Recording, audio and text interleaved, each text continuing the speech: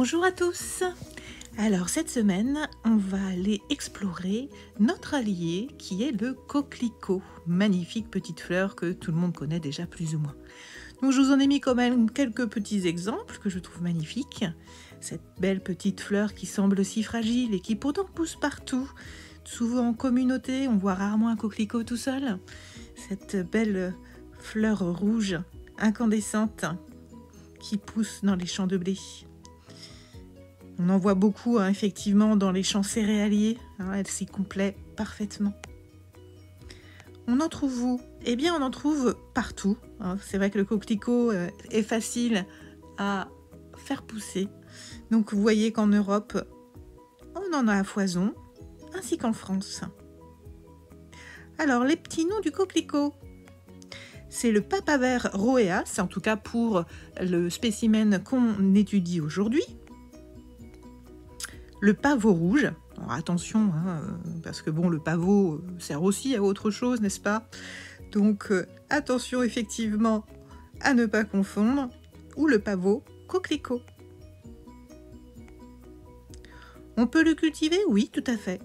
On peut faire semer au vent des coquelicots dans son jardin et c'est magnifique. Moi je l'ai fait et j'ai laissé pousser du coup sur une parcelle l'herbe dans laquelle j'avais semé au vent des graines de coquelicots. Et ça m'a fait un mini champ de coquelicots et d'herbes, c'était juste magnifique.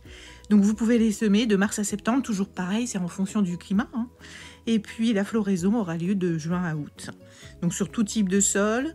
Il faut par contre qu'il soit ensoleillé, ça c'est important, il aime beaucoup le soleil. Et il ne faut pas que le sol soit trop humide. S'il est trop humide, les graines ne vont pas pouvoir germer. Quelles sont ses vertus? Alors les vertus du coquelicot sont très connues pour sa vertu sédative. Elle est d'ailleurs souvent utilisée pour l'endormissement des enfants de plus de 7 ans, comme pour les adultes aussi d'ailleurs. Et on le connaît moins pour ses vertus expectorantes. Et oui, il est bon aussi pour les voies respiratoires. Il apaise les toux sèches, les enrouements. Il soulage les affections respiratoires, les angines, les bronchites, etc. Et il fonctionne même pour les abcès dentaires. Parce qu'en plus, il est antiseptique. Alors le coquelicot, on peut le prendre comment? Eh bien, de plusieurs façons. Par contre, ce ne sera qu'en voie interne. Il n'y a pas de possibilité de compresse ou autre en voie externe, ça ne servirait pas à grand chose. Donc il est très réputé en infusion, comme toujours. Il suffit de faire bouillir 20 g de pétales séchés ou de 6 à 8 pétales, après c'est vous qui voyez si vous avez une balance ou pas, dans 1 litre d'eau. Et vous pouvez le boire. En sirop. Alors ça, par contre, c'est très utilisé en sirop pour les enfants. Ça aide vraiment à l'endormissement et à l'apaisement. Magnifique.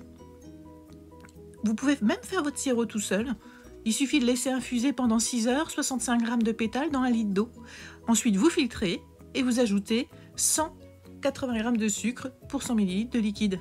Oui, c'est très sucré, mais c'est top. Vous pouvez aussi utiliser le sirop comme un sirop ou alors tout simplement mettre ce sirop dans de l'eau. Ça vous permet de le boire à toute heure. Ce qui est bien aussi, c'est que quand c'est en sirop, vous pourriez très bien en faire des cocktails. Avec ou sans alcool, c'est vous qui voyez. En décoction, vous pouvez laisser macérer de 8 à 10 capsules séchées dans 1 litre d'eau. Et les enfants peuvent boire cette préparation mélangée à du lait chaud, par exemple. Vous pouvez aussi le manger en salade, parce que le coquelicot est comestible. Et ça peut donner et égayer vos petites salades d'été, par exemple. On le trouve aussi en gélule pour favoriser l'endormissement.